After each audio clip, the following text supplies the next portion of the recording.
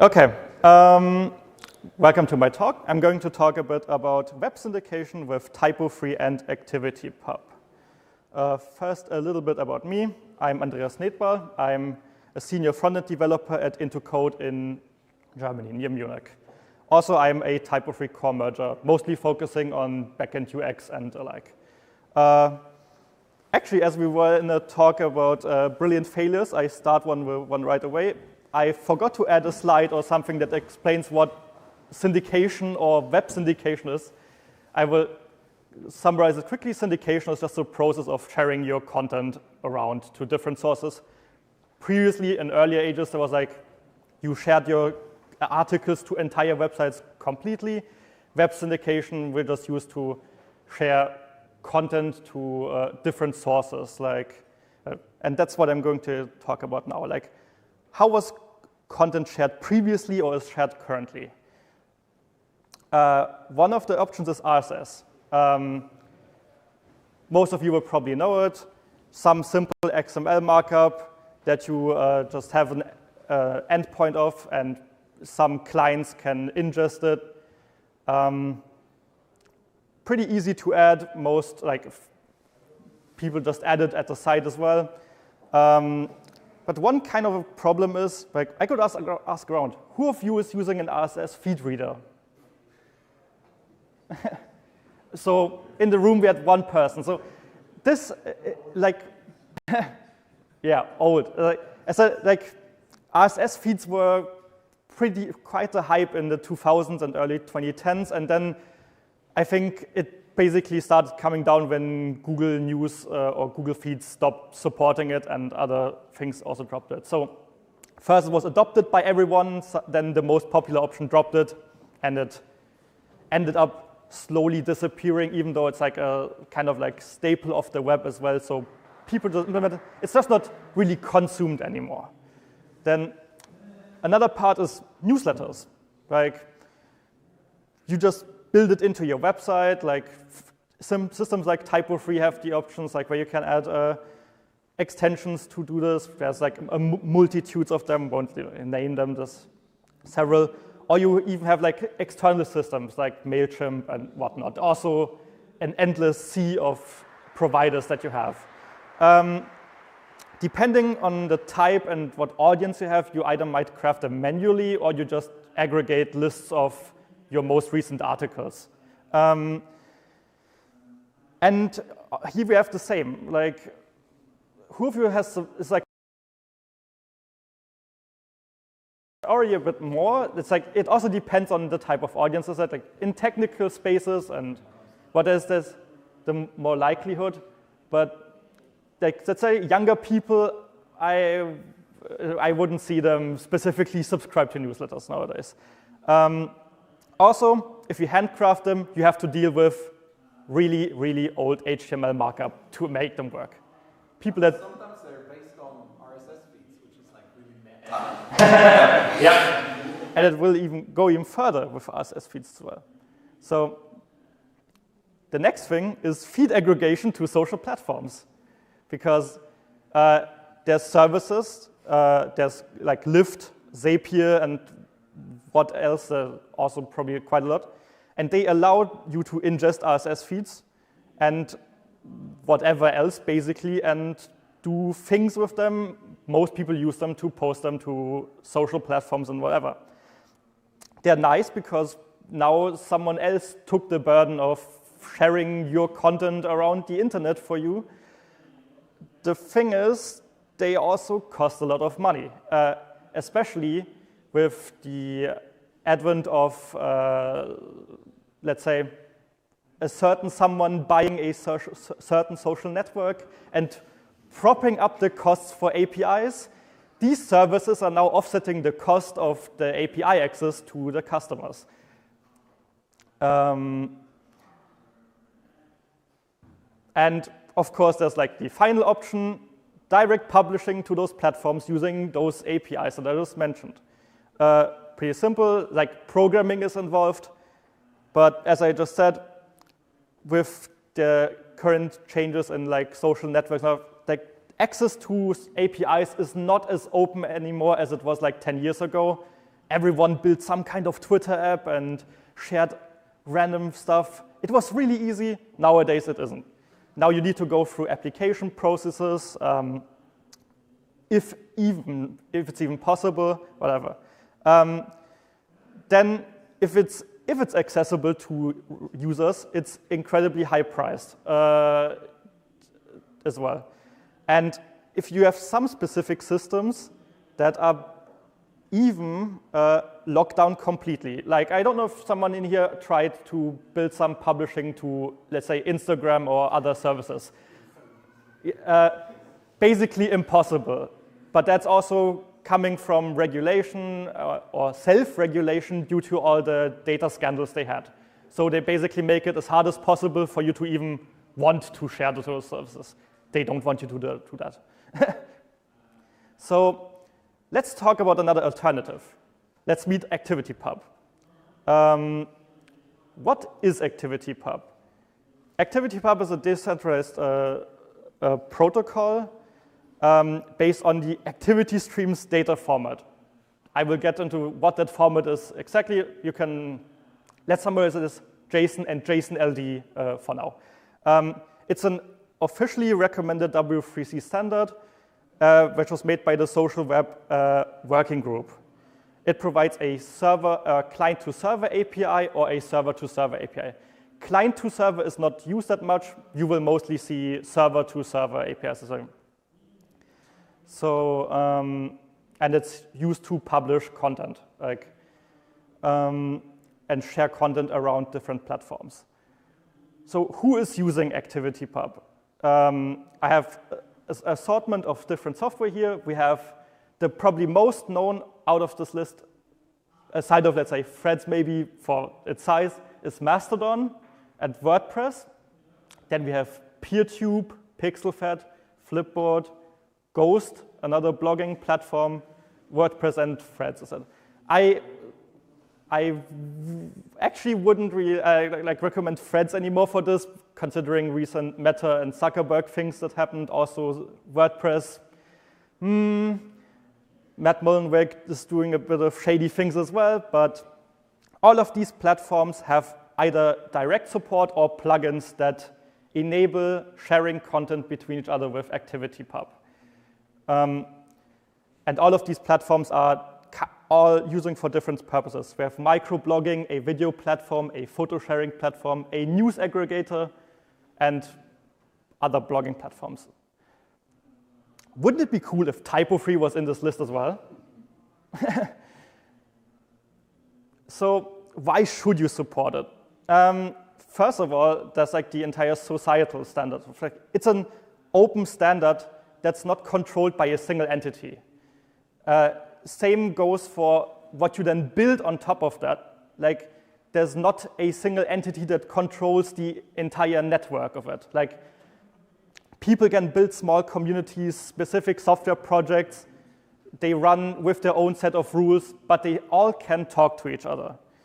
And as said, with all the things that I dropped at the side now, this is ever more so important with the large CEOs of the current platforms now going a little bit mad with power at the moment. So, and another thing is, supporting this protocol enables the consumption of content and across a lot of all of these implementations. Like, you don't need to specifically do something to get it on platform X. If you use this protocol, everyone who supports this protocol can read your posts, and that's like just work once and get it everywhere. I will demonstrate this with a small example with Mastodon and PixelFed, the currently more commonly known Fediverse projects. The Fediverse is the federated universe, the kind of like name for the projects that support ActivityPub. So here we have DanceUp. DanceUp is the creator of PixelFed. And this is his profile on pixelfed.social. This is the main instance, or the flagship instance. Flagships are usually the originating project instances. And this is his profile on PixelFed. As you can see, PixelFed basically looks almost like Instagram because it basically is like an open source version of Instagram. So, and I don't have a PixelFed account, but what if I want to follow his posts? I want to see the pictures that he posts. Like in current larger social media spaces, it would mean I have to make an account on the same site, have to log in, get there, do whatever, basically. With ActivityPub, I can go to my own Mastodon instance, and I can take the URL of his profile here on the left in the search bar, enter it, and then search for his profile, and then find it on my Mastodon instance. So now I'm in a completely different software, but I can still see his profile and then even follow him. Like here's like a bit more of the details. We can see the same biography that he had. Like the posts are currently not visible because a bit of the protocol stuff. It's not fetching older posts. It will only fetch them as soon as I follow him. But you can basically see, I can see his social stats, I can see his description. The picture is not fetched as well, but we're there at least somewhere. So what could TYPO3 sites publish? I mean, first of all, whatever you want, basically. Anything that goes into text, you can publish. But the probably best use case is publications, news, events, anything, basically. Like, imagine how cool would it be that you could just have your site online and then someone else could follow the news posts of your website using like Mastodon and follow news at yourcoolwebsite.com. And you could, like, with all the different software that I've shown, you could even look into supporting even more of the different projects. Like, do you have like a video platform that you built on TYPO3? Like, do you have like specifically video? Then you could look into sharing that to PeerTube, the video platform, so that your videos are shown on those video platforms as well. There's even a specifically like there's Mobilizon. I didn't list that because just listing all projects that currently support ActivityPub would be quite a lot. But basically, that's like an event planning thing. They basically took Facebook groups and made like an open source, or Facebook events and made like an open source version of it. And you could try to get your events listed in there. And basically, like the possibilities are endless. But in general, it's mostly just implementing that one protocol. So, and you can go even further. Like this was just now, we just publish content, but of course, since we are in an open network, people can also interact with our content. So if someone replies or like does something, send something, anything our way, we can process this information and do something with it. Like for example, we get like a mention in or like a reply sent our way. We could show that in our comments. So we already have like a comment system almost like integrated. We just need to process whatever comes our way and then list it on our website. And we can, there's even more, like in the entire protocol, there's like likes implemented as well, like default social stuff. Either we can go and add a like count to our posts if we want that, or we can just use that number internally and see how does our post fare in the network. That analytics stats, people love those. Yeah. Okay, so that basically was the part of me explaining why it'd be nice. Like, I will now delve a bit into the more technical part because as it's a protocol implementation, how can we actually get there? This is only, by the way, just a part of it. The protocol is quite complicated because it's also not just one standard. It's a set of at least 4 standards that work together to get the entire thing done. So yeah, so I will walk a bit step by step through the entire thing and show you how we can get content out or at least do something in the wider network. The first step is how do we find an ActivityPub supporting website? In the sense of if we interact with them or if someone interacts with links of us. Like in those sites, they basically try to find out, hey, someone posted a link, can I do something with this link in terms of ActivityPub? Technically, this is also optional, but everyone basically does it because it just helps then like network and finding, like you basically present your capabilities. The first standard in this is node info. This actually was done by a project that is not even directly in the federated universe, the Fediverse. This standard was started by Diaspora, if people know that social network or software. And that's basically a endpoint that displays your capabilities. It's found under .wellknown/nodeinfo, well-known being a kind of like default namespace for metadata and information on your website, or like technically information. So that initial endpoint only includes a list of your actual endpoints, because you can support multiple versions of those specifications. I'm basically using my Mastodon instance as an example here. This is what well-known node info looks like. It just has a links array that lists a version of the node info spec and the endpoint. You can put that wherever. You basically just have your like index list here that's telling people to where can you actually find the node info data. Yep. And this is what is inside node info. First we have the version of the specification. Then we have the software. Here it's Mastodon version 4.3. We can see protocols, ActivityPub. There's more information like services. This services outbound would be like, hey, my website supports sharing to Twitter or whatever. But you can all detail that here. Then you also have like some usage information, like how many users are on the thing, how many posts are on the thing, are registrations open, and then additional metadata that can be used across federation.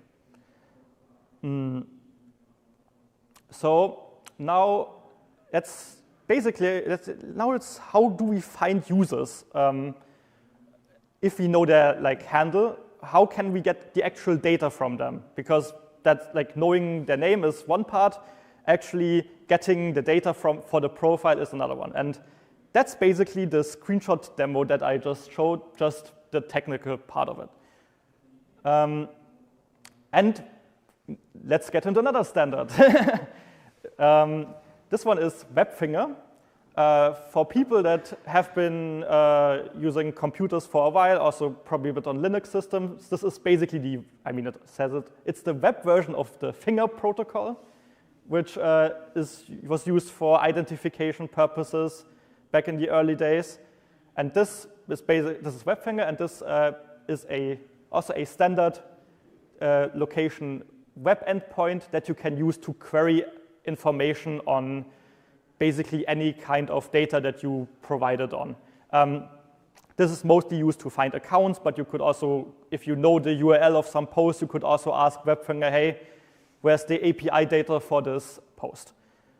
So for example, for my profile, Pixel at the social, querying WebFinger on my site would be going to the social well-known WebFinger, and then we have the query string resource and ask for the account Pixel at the social. And what WebFinger will then return is some more JSON. We get returned what we asked for. Here's the subject. Then we have aliases, which is all the different paths or web URLs that I would be available on. And then, once again, we have a links array. There's a lot of information here, but the one that's like relevant in terms of ActivityPub is this one here. It's a relation self of the type activity.json, speaking for like activity streams JSON format. And it's basically telling us, hey, the API data that you want is at this location here. For Mastodon, it's always users and then the username. If you open this URL, normally, by the way, you just get redirected to the front end. This basically tells you use this content type if you want the actual API data. And that's where we go next. How is the entire thing formatted? So the endpoints depend on that specific structure. But I said, like, we have these standards that point us to the roots. So basically, there's no specific way of how you implement this. As long as you have like WebFinger, which is required, like you can put those roots anywhere you want. You just need to have them resolvable. The thing that is important for consumption is following the standard of the data structure, which is the activity JSON content type, being activity streams. Activity streams is a little bit older than ActivityPub in itself, as ActivityPub is just a combination of all of these things. And activity streams is basically a specific JSON format and vocabulary that's based on JSON and in parts JSON LD. JSON LD might be a word to some of you because that's used in SEO and structured data. So the most basic structure of any activity streams data set is a context, which usually is the activity streams namespace, and then you have some kind of type. For example, if we have like a user account, the thing is we have like you can even have like multiple contexts. You can extend those with your own. If you build your own project and you have specific fields, then you can either you can further extend this. Here we have like IDs is a unique identifier. Considering we are on the World Wide Web, just using the username or some kind of number or even UUIDs probably wouldn't work. So most platforms use the entire, like the fully qualified URL as a identifier. Then for an account or a person in the network, we have the type person. And then we have a bunch of endpoints, following, followers, inbox, outbox. And those point to further URLs on our instance. Then we have my username, then name, and a summary, which is just a profile biography. That's like the most basic structure. This wouldn't be enough to federate. There's some more data that we will need, but that's just an explanatory thing. The important things for interactions are these two, inbox and outbox. Because they're the things where, or the places where things go and things come from. So the inbox endpoint is where you send activity or interactions to someone, and the outbox is where your public data is displayed for. The outbox is mostly important for client-to-server interactions, if you have like a client that can directly work with ActivityPub services, because in general, if someone follows you, they won't poll the outboxes. They will get the data sent from you. It's like you have the responsibility of sending, when you post something, you send it to the user's inboxes instead. So it's not like always everyone has to query everyone for all the data. It's you sending the data to your followers that you know.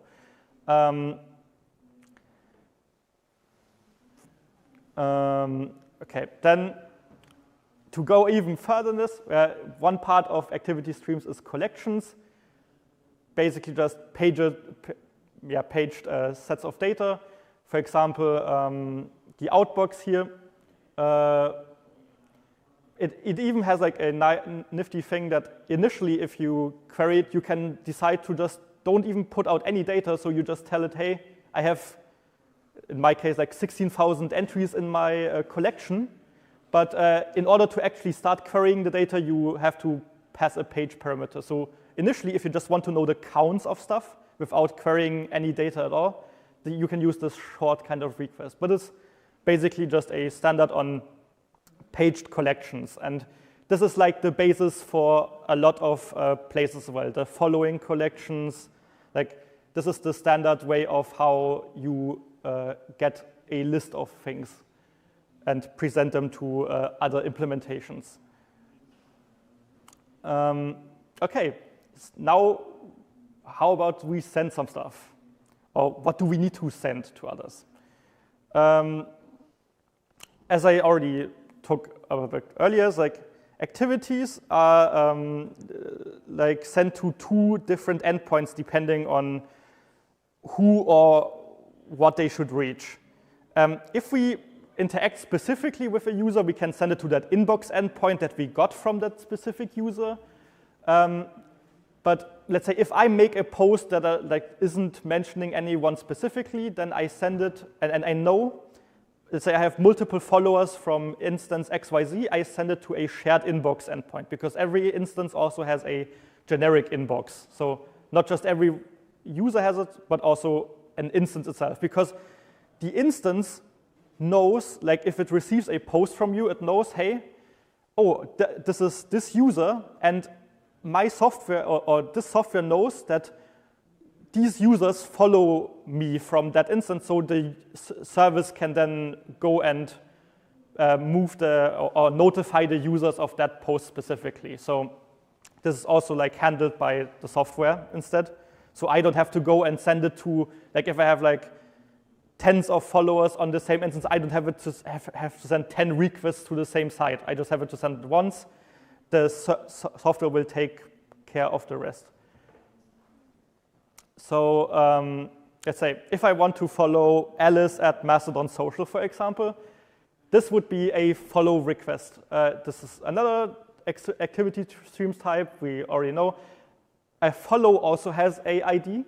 So you could potentially even store this and further work with follow requests and things. As I said, any activity has an ID, and here people just tend to give those some random identifier as well. And basically, it's of the type follow, and we are the actor in this case. Me, my username, my handle, my ID on the network, and we tell with object we tell our target.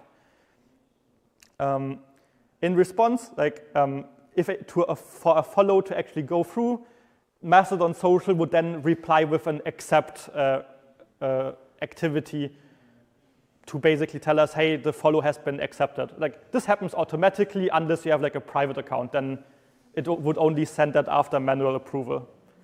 Okay, now to some kind of security aspect, because the internet is a wild place. Not everyone on the internet is nice, and especially with an open protocol like this, someone could send activities on the behalf of others. It's like very easy with just an open protocol and just receiving data on an endpoint. But for that, there's also a thing in ActivityPub, and of course, it's another standard. So in order to verify authenticity and verifying that it's coming from the specific place, we can sign our messages. This is provided by like using a header in the web request. It's called signature, and this is just a very short overview of this. The standard is called HTTP message signatures, and I have hidden this in the user data, but every profile in the Fediverse has a public and private key. The private key obviously is not publicly displayed in the API. That's yours, and usually you don't even see it in your account settings. It's in the database of the software because you don't need to touch that. But what is shown to you is the public key. And you use your private key obviously to sign your request, and the public key in your account can then be used to check the signature. Hey, was this actually made by the user that is now sending me this request? With this, you can further like secure the entire set of communications, and yeah. So that was a lot, and there's more, but I'll spare you the rest for now. This was just a little bit of a, I mean, kind of already a bit of a deep dive, but more of a dip in the entire thing. There's a lot of activities to support, and but that's pretty much it in terms of what we'll talk about technically for now. Here, I would have actually added an announcement, but due to time constraints, I can only give you a little bit of a sneak peek. And that sneak peek is the following. This is a TYPO3 implementation of ActivityPub. At the moment, you have like actors, and this actually resolves down from node info to webfinger to this specific endpoint, and followers, at least in listing, would be supported. But yeah, that's currently in the works, and I will talk about this more in the future, announce more about this. But yeah, that's basically the idea. I want to build a provider set of things that TYPO3 websites can also implement ActivityPub. And that's pretty much it for now. Thank you for listening.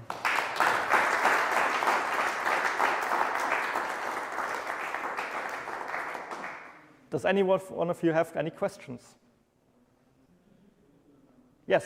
Just one, you mentioned earlier that ActivityPub is it's not being able to fetch older posts. Yeah. But isn't it possible to have some kind of archive inbox or outbox? I'm not too deep into it, but I know there's like proposals for the protocol that they actually like fetch older stuff again. It's just currently it's mostly like a software side thing that they just decide not to, because like as soon as you follow someone, you basically subscribe to their new things as well. But that's basically a thing that people are like asking for as well, like, because they don't like finding someone across the network and then seeing an empty profile in their software. So that's like a common thing that people ask for, and it will come in the future. So, any other question? Yes? You said you're working on a TYPO3 application. You are working on this on GitHub? Yes. Okay. Currently it's private, but I can also just make it public. There's like an open roadmap on stuff. Like, yeah, it's like said it's not fully working yet. It's far from that. Actually, it's like a lot of things to implement. But yeah, I can also just make it public for others too. No. Yes. I will also publish the slides on my website. So if there's no further questions, then I just go here. Here's like my Mastodon account. Twitter, even though it's mostly dead now, I actually prefer using Mastodon or whatever. Or you can even contact me on the TYPO3 Slack. Yeah, so that's it. Thank you very much.